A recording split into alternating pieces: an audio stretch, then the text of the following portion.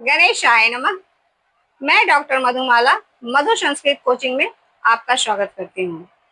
अगर आपको ये वीडियो ज्ञानवर्धक लग रही है तो आप इसे लाइक करें, सब्सक्राइब करें और एक दूसरे को शेयर करें ताकि ये फायदा दूसरे को भी मिले। बेल आइकन को अवश्य दबाएं। और हम लोग जैसे कि पिछले दिन देख रहे थे स्वर संधि को, स्वर संधि के 5 भेदों में से आज हम लोग देखेंगे यण संधि को। तो चलिए देखते हैं यण संधि में क्या है।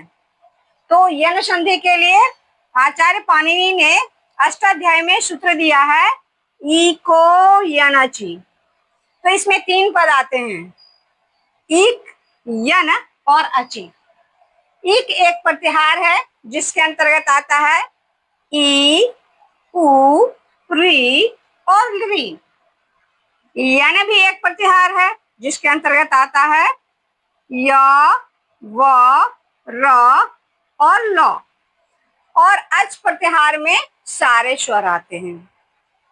तो क्या कहता है ये सूत्र, इको यणचि कि इक को यण आदेश हो जाता है अचि परे, यानी अच स्वर कोई भी परे बाद में रहने पर जब हम संधि करते हैं तो इक को यण आदेश होता है। तो देखते हैं कैसे, किसके बदला में आदेश होता है।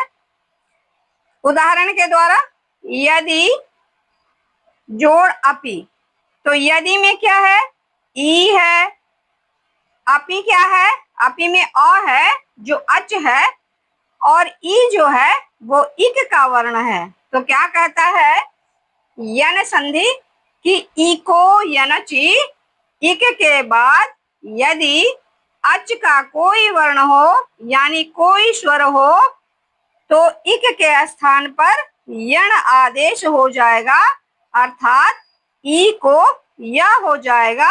और जब हम लोग संधि करेंगे तो यद्यपि रूप बनता है। दूसरा देखते हैं हम लोग, मातृ जोड़ आदेश। मातृ में रीकार है जो इक का वर्ण है और इसके परे बाद में आ है। आ क्या है, अच है, स्वर। तो स्वर के बाद में रहने पर इक के स्थान पे यण आदेश करता है। कौन, इको यणचि। तो इको यणचि में री के स्थान पे र आदेश होता है और यहाँ पे रूप बनता है मात्रादेश।